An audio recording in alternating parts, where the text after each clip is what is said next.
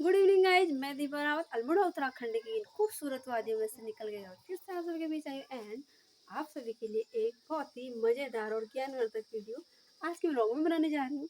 So guys, मैं आज ऐसे कंद की बात करने जा रही हूँ जिसकी ज़रूरत आज के डेट में हर घर में हर इंसान को है, क्योंकि हम लोग का खान पान आहार शैली हमारी ऐसी कुछ बदल चुकी है और वो कंद हम लोगों ने अपने आहार शैली से बिल्कुल ही दूर कर दिया, यूँ समझो हम भूल गए।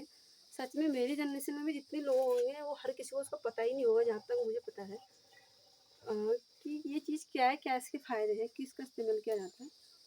तो ये कंद है ही सच में बहुत ही इम्पोर्टेंट कि अपने घर में जो बनने वाले हमारे आहार शैली है उसमें अगर इसको लाते रहें, जैसे हम नॉर्मली और सब्जियों को खाते रहते हैं वैसे इसका भी यूज़ हमें बहुत ज़रूरी हो गया है, क्योंकि हम लोग जा चुके हैं केमिकल भरे वाले खाद्य पदार्थों का सेवन करने में हम नंबर 1 होते जा रहे हैं।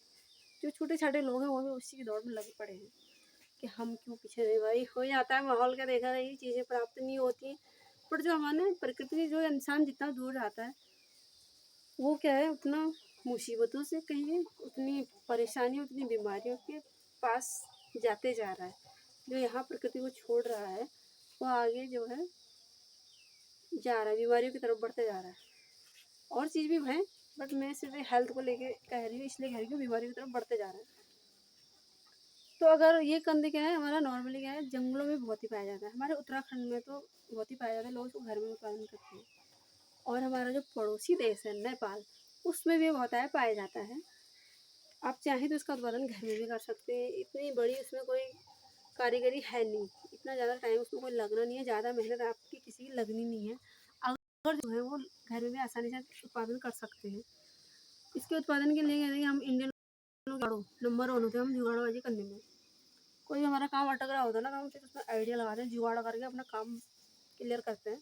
तो ऐसे कुछ इसका भी होता है कि कोई हमारे टिन के डब्बे, प्लास्टिक कैन वैन जो भी हैं, इनको हम क्या करते हैं, कोई भी हम छोटे मोटे प्लांट लगा लेते हैं, उनका रीयूज़ कर लेते हैं फिर से। तो उसके रीयूज़ में हम क्या करते हैं, इस कंद को भी इसमें उगा सकते हैं। उसमें मिट्टी डाल के नॉर्मली इसमें खाद चाहिए होती है, पानी नॉर्मली चाहिए होता है, ज़्यादा कीचड़ वाली दलदल वाली ज़मीन में भी नहीं होता है, एकदम ड्राई में भी नहीं होता है। तो जंगल के अकॉर्डिंग हम अपने घर में इसको बेस्ट क्वालिटी और क्वांटिटी में हमें अवेलेबल हो सकता है, बस थोड़ी सा काम करना है, बाकी कुछ नहीं। वैसे भी हमें जंगल जाएंगे तो हमने टाइम तो वेस्ट करना ही है, उससे अच्छा तो अपने घर में लगा ले अगर पॉसिबल हो तो। बाकी फैलने के लिए इसका एक्स्ट्रा मचान चाहिए नहीं, कच्ची ज़मीन में तो इसके बल्ले बल्ले कोई प्लांट होते छोटे छोटे, हम उनके जोड़ों के नीचे ऐसे लगा दिए, पकड़ लेते हैं ऊपर को पेड़ अपने, कहाँ हमने जाना है। बॉडी में इंसुलिन और ये कोलेस्ट्रॉल को आपको कंट्रोल करना ही होता है, क्योंकि ये एक तरीके से तो बहुत हल्की फुल्की चीज़ें होती हैं, बट आजीवन चलती रहती हैं, ये समस्याएं ऐसी हैं। और हम लोग हो जाते हैं दवाई के आदी, दवाई खाते हैं, दवाइयाँ हमारी एक प्रॉब्लम को तो सॉर्ट आउट करती हैं, बट बॉडी के कहीं दूसरे ऑर्गन पे अपना बहुत गलत असर कर रही होती है। इसलिए अगर हम अपनी ऑर्गेनिक और इन प्राकृतिक चीज़ों का इस्तेमाल, अगर हमें गॉड गिफ्टेड मिले हैं तो इनका इस्तेमाल हमें ज़रूर करना चाहिए। तो मैं इसके बारे में आपको स्टेप बाई स्टेप बताते जाऊँगी, ब्लॉग में बिल्कुल भी कोई छोड़ के ना जाएगा, बिल्कुल भी स्किप ना कीजिएगा, क्योंकि इसकी हमें बहुत सख्त ज़रूरत है। जैसे हमें साफ़ पानी की, साफ़ हवा की ज़रूरत है, वैसे इस कंद की हमें ज़रूरत आन पड़ी है। नतीजे वही हैं कि जिनके घर में इतनी सारी परेशानियाँ हैं ना इस चीज़ की, ये इंसुलिन और कोलेस्ट्रॉल वाली दिक्कतें बहुत घरों में हैं, बहुत लोगों को हैं, वो तो वही जानते हैं ना जो जितने परेशान हैं।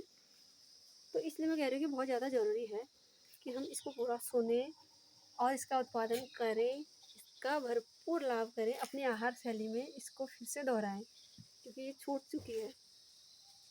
तो मैं कोशिश करती हूँ कि आपको मैं उस बेल के बारे में दिखाऊँ कि ये बेल की संरचना है, ये है, ये है।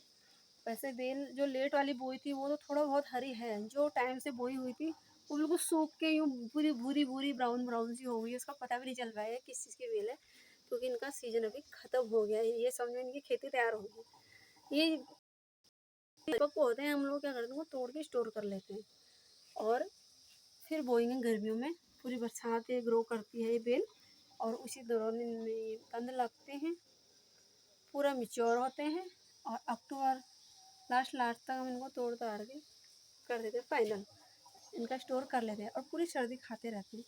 गर्मियों में इतना अच्छे नहीं लगते हैं, सर्दियों में भी खाने में इनके 2 तरीके से आप खा सकते हैं। नंबर 1 है, इसको आप बॉईल करिए। नंबर 2 ट्रिक है, इसको आप गरम राख होती है ना, उसकी गर्माहट में पकाइए। इसका टेस्ट हल्का सा कसैला ज़रूर होगा, पर सेहत के लिए बहुत ही ज़्यादा लाभकारी है।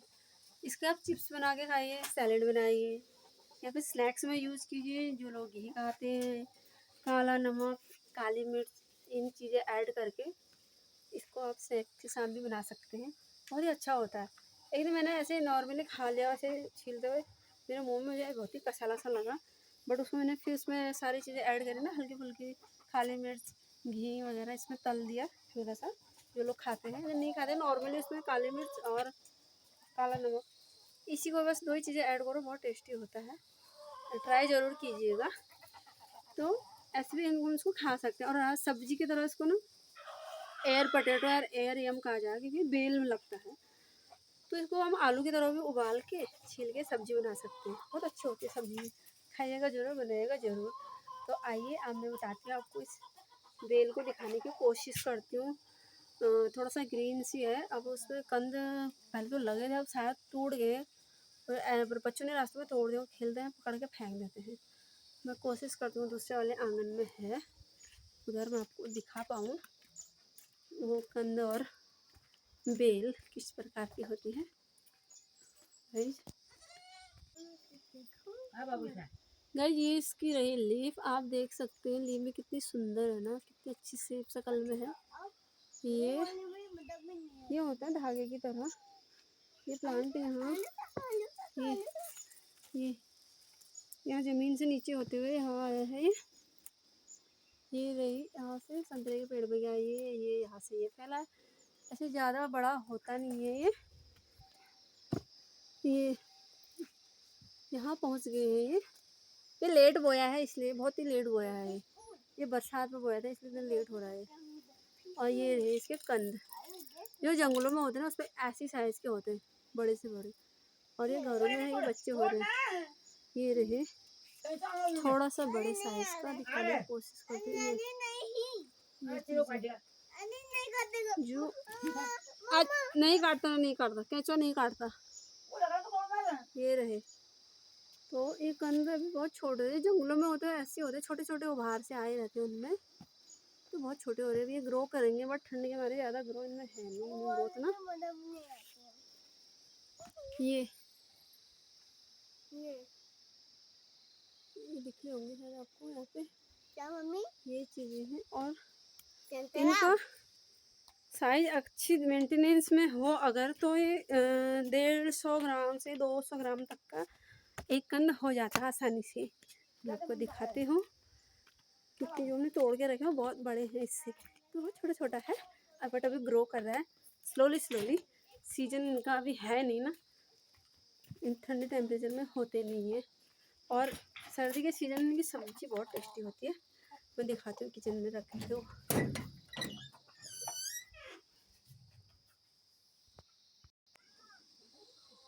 सो गाइस आप देख सक रहे होंगे,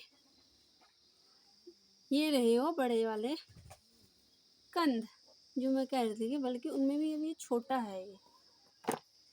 ये चीज़, ये कंद है ना, जो अलग अलग साइज में होते हैं, बड़े से बड़े 150 से 200 ग्राम का एक कंद भी हो जाता है। बाकी ऐसा नहीं है कि समान आकार के दिखेंगे आपको, ये अलग अलग साइज में होते हैं। ये एक छोटी छोटी बेल थी उसके है ये, बाकी हमने कुछ सब्जी में खा लिए और कुछ बीज के लिए भी रखे हैं। तो जिसे भी अगर अपने घर में इनका उत्पादन करना हो, तो भाई और जंगल में जाके ना इस टाइप के मिलेंगे। ये उभार से रहते हैं, और जो उसकी बेल की संरचना मैंने आपको अभी दिखाई है, आई होप कि आपको समझ में आई हो। ऐसे उभार से रहते हैं उसमें, और साइज में बहुत छोटे होंगे। तो ये है वो कन, इसके फायदे मैंने अभी आपको गिनाए। एंड गाइस इसका हम अपनी लोकल भाषा में बोलते हैं गेठी। जी हाँ, इसका लोकल भाषा का नाम हमारे इधर बोलते हैं गेठी।